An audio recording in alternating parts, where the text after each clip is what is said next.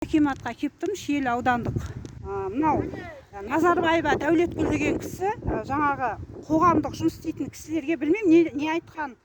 Жаңа 11 күні 6 айда жаңа жиналып маған Задайшаның сөзін тыңдаңдар, онда үйіне бар, болмаса аманатқа барыңдар деп үкімет уәкілі болып мені кемсітіп, Назарбаева Дәулеткүл деген әйел кентте істейтін. Сөйтіп кемсітіп, мына аманат партиясына кіріп кетті. 25 әйелмен. Білмеймін, ол 25 әйел неғып үстінен жалып айтып жүрген мен білмеймін.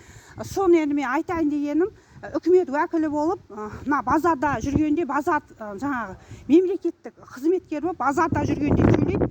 Өткенде де бір Алмат деген маған қолын көтеріп бара бер баратын жеріне деп базарда жүргенде сөйлейді. Бұлар енді мемлекеттік басшы емес па, қызметші емес па, не деген масқара, не деген сұмдық, айлығын көтеру жөнінде қағаз беріңіздер, жоғарыға сотқа бере бермеңіздер деп айтып жатсам, Задайшаның сөзін сөйлеңдер, үйіне барып, болмаса жүріңдер аманатқа, басқа жерге барып сөйлесек деп осындай жауап қатып отыр.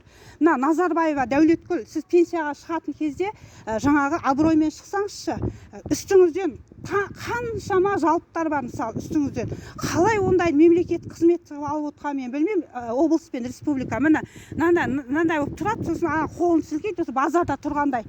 Темекі шегеді азаннан кешке дейін. Аузына келгенін айтып, науқас менен де жаман, базардағы адамдар сияқты аузына келген мемлекет адам болып отыр. Назарбаева Дәулеткүлге заң аясында шара көруді сұраймын. Білмеймін, 20 әйел жаңа забастовка жасап келіпті. Не себепті келген мен білмеймін. Маған естіртпеу мақсатында аманат партиясына алып кетті. 20 әйелді, көше сыпыратын әйелдер.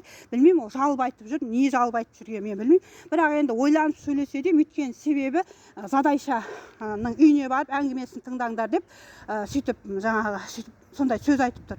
Бұл кісіден мемлекеттік қызметші емес па? Аузына еге болып сөйлемей, базарда жүрген жоқ. Азаннан кешке дейін осындай мынандай кісілердің еңбегі, сол кісілердікі айлығын көтермейді, бір жағдайын істемейді. Азаннан кешке дейін бір кабинетте отырып алып, пәлен мың айлық алады, пәлен миллион отпуск алады. Маған жаңағы аузына келген айтып барады. Құдайдан қорықпай ма инвалид адамға? Осы мәселені мен президенттің назарына ұсынамын, Қасым-Жомарт Тоқаевтың.